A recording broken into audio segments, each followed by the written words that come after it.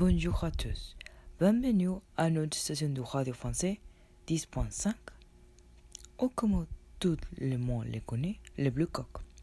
Je suis Melissa Hidro Hernandez et pour moi c'est un grand honneur de communiquer les nouvelles en Europe et le monde, mais spécialement à les personnes qui aiment, écoutent les thèmes différents qui sont relationnés à la vie française, comme stéréotypes, histoire, faits politiques, nouvelles importantes, plus importants festivals, etc.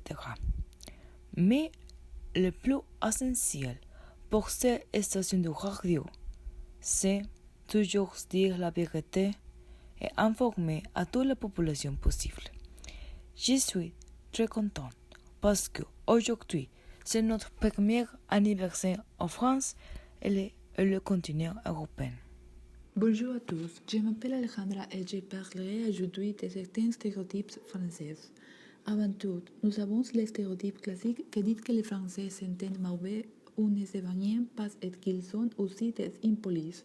C'est complètement faux. Les Français ont la même hygiène que quiconque d'une autre nationalité et la plupart des Français sont des gens extrêmement gentils et sociables.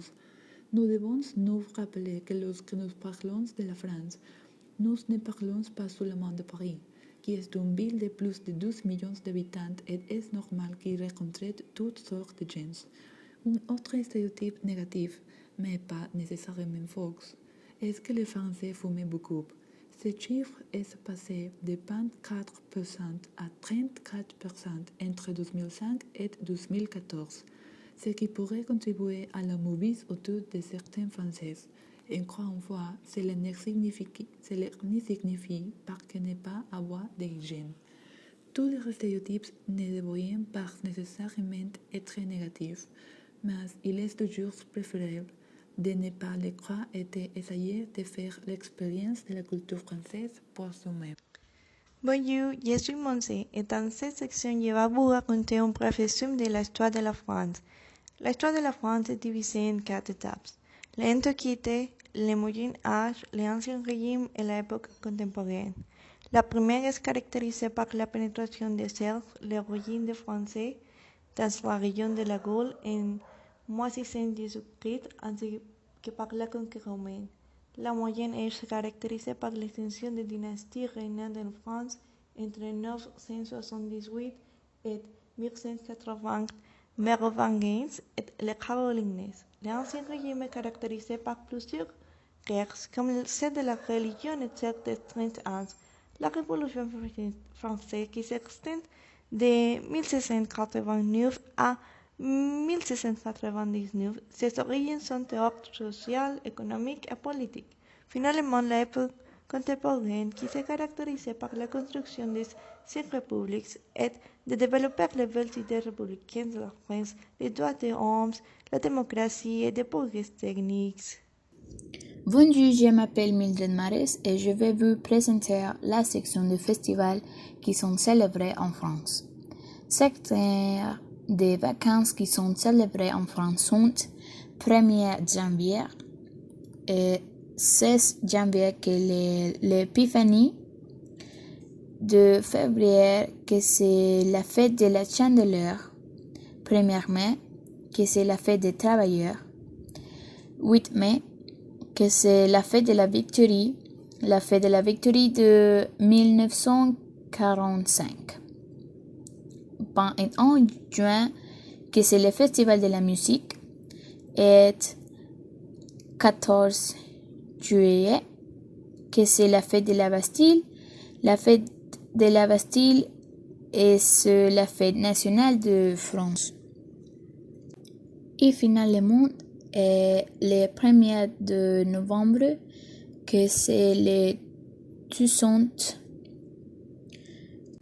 Ce sont les vacances qui sont célébrées chaque année en France.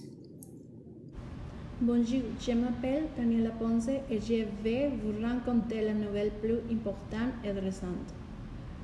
Les masses dans la cathédrale de Notre-Dame ont repris ce samedi. Pour des raisons de sécurité, seulement 20 personnes ont assisté. Le procureur de Paris, Rami Hayes, a exclu que l'incendie ait été causé. Dans d'autres nouvelles, au Paris, l'avionneur Airbus et ses négociations avec l'opérateur de transport RATP Group pour étudier la viabilité des taxis aériens. L'étude de faisabilité a débuté le 24 juin dernier et les taxis aériens devraient être prêts pour les Jeux olympiques de 2024. Avec l'autorité, la gestion du trafic, l'intégration urbaine, la conception, la production et le maintenant de ces véhicules seront analysés. Comme vous le savez, pour se rendre à Paris, les touristes qui arrivent à l'aéroport ont 3 options. Prendre un taxi, prendre le train, prendre un bus. Pensez-vous que les taxis aériens seront une meilleure option? Communiquez au téléphone de la station pour donner votre avis. Bonsoir, je suis Solchakon.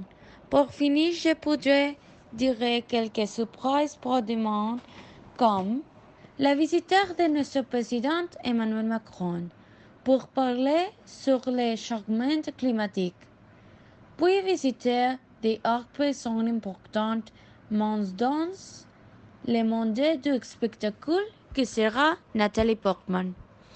La semaine prochaine, je vais voyager au Mexique pour parler sur l'importance de l'art de la vie humaine. Mon petit ami, il va prendre ma poste. C'est tout grâce Dieu pour l'opportunité d'avoir ici. Je voudrais, Benoît.